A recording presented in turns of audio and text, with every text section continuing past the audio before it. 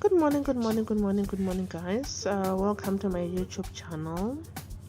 My name is Nail. Hey, you know what, guys? Today we're gonna be doing a different thing. Um, we've been talking mostly about the cities and the buildings and all that, but today we're gonna be talking about the different stuff here. Today, I just want you guys to have a look at this wonderful city. Have a look about these people, about the wonderful places that they have, about the wonderful city that they have, and sit down and put yourself in their place. These guys are striving to be the best, and they're striving to build their city, and they're striving to be a better place in this world. Life wasn't easy for them, but still they stood up and they fought so hard to be where they are today. These people, they went through a lot of shit. They went through wars. They went through, a lot of disorientation. But here they stand, they strive to be where they are today. Guys, welcome to Pristina, the capital city of Kosovo, the country which was hard hit a couple of times with wars. And today I have got a special edition for you guys from one of the guys who is originally from here, who grew up here, who lived through this shit, who went through a lot of rubbish that did happen here, but he didn't give up. He fought to be where he is. He had to make ends meet with his family, with his friends, in hard times and in good times, to come back to their country and to rebuild it to where it is today.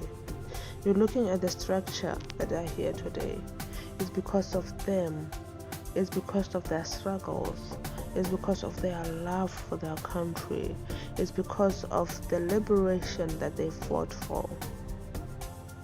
Who could do that? I want us to take a moment. Let it sink in. Put yourself in their shoes and try to imagine of all the things that they went through and all the struggles that they went in through. Today we see a different kind of the Pristina that was once used to be a beautiful city. And here we are. Please guys, check that thing out. It's original. Because it's a really tricky area. I know about basically that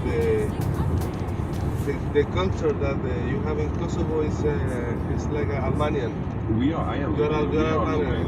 We're politics separated us, And then, but Serbia owned this territory for a while. Mm-hmm. And then you have the intention to be independent. Probably the thing that I thought is for you was more easy to start to be independent than put the travels Albania. That Albania said, okay, we can take it immediately, Kosovo.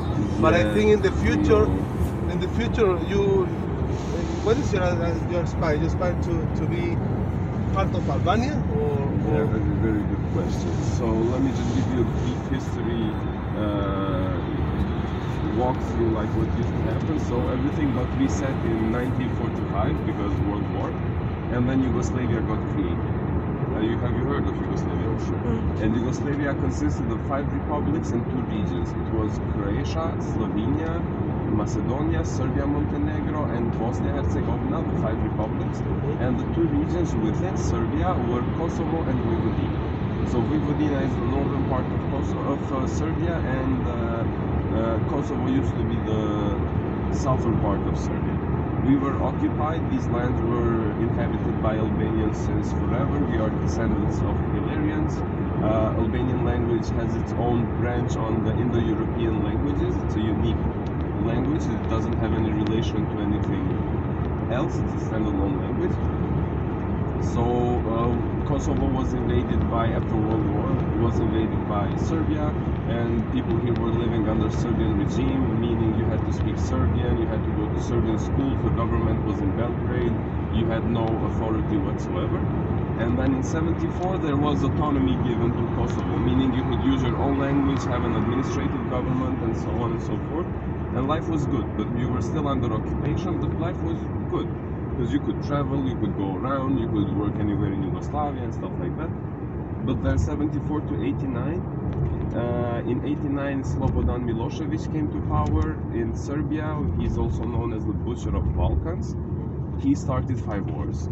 He started the first war with Slovenia. It was a very quick and brief war. It was 5 days, I think. 12 people died because the Slovenes were super ready for what was coming, and they actually surrounded the Yugoslavian barracks with their own army in order to keep them at bay. So there was no actual fighting. And then Serbia started the war with Croatia, which they lost. The third war was with Bosnia and Herzegovina, with Serbia against Bosnia and Herzegovina, which they again lost. In Bosnia there was this terrible massacre, the worst one since World War II, in Srebrenica, where Serbians killed more than 11,000 Muslims in Bosnia. They were targeted just because of being Muslim. So it was the whole 90s was an ethnic cleansing campaign here in the Balkans. And the massacre actually happened in front of the United Nations troops. So it was in front of the whole international community, and they just killed the people there and no one could do shit.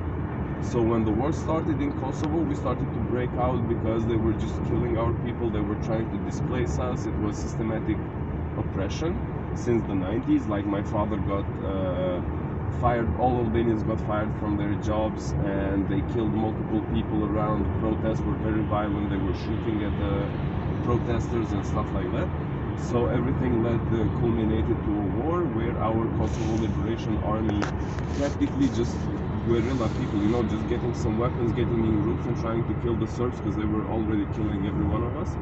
And it was a bloody war, and more than 15,000 civilians were killed here in Kosovo, men, women, children, whatever. And 1 million people were displaced from Kosovo. So they went door to door, burning houses, burning apartments just to remove a place for you to live. And then we got sent to Macedonia. But with 1 million people being displaced, it was an alarm for the international community, and then the US. If there was no US, there would be no Kosovo. I would have either been here speaking Serbian, which I don't want, or I would have been elsewhere living, which I don't want. And so they intervened. They bombed Kosovo, they bombed Belgrade. It was a 80-day bombing period that NATO did, and they actually removed all the Serbian forces from Kosovo, because if they wouldn't surrender, they would practically destroy all of Serbia, because NATO is NATO. And then this was 98-99. I was a refugee myself. I remember being kicked out of my home. I remember the muddy terrain we had to climb to reach the border. I remember the guy saying, "I have place for 5, I'm taking that family." It's just pieces of stuff that I remember. And then when NATO intervened, we were able to return home. Most of people returned, besides those that were living in Australia that had went as a refugee or something like that because they were too far away. And in 2008, Kosovo stated independence. And Kosovo's independence is interesting because we are Albanians, and the idea is that you would join Albania. But if you start drawing ethnic lines in the Balkans, you just start wars. Because in Macedonia, Skopje, the capital city, is an Albanian city. Ohrid is an Albanian city. So Ulcin in Montenegro is Albanian. The southern part of Serbia, the cities are Albanian. But then you have some Serbian cities in Kosovo, and then you have some Montenegrons in Albania, and it's very mixed and messed. So if you start drawing ethnic lines, you just start wars. It's no other way. So there was this Finnish president, Martti Ahtisaari, who said, "Hey, we're going to create this package for Kosovo in order for it to be accepted internationally." So what they did is they made Kosovo a multi-ethnic country, because if you wanted to say, "Hey, let's have Kosovo and Albania join, then Serbia would ask for state multi-religional and ethnicities. Our Kosovo flag is blue, symbolizing peace. The yellow, the gold on the map symbolizes God, as I walk away from this country with a heavy heart, I know you have heard my prayers. I know you're gonna be with these people of Kosovo. I know you're gonna be there for them. I know you're gonna show them the light.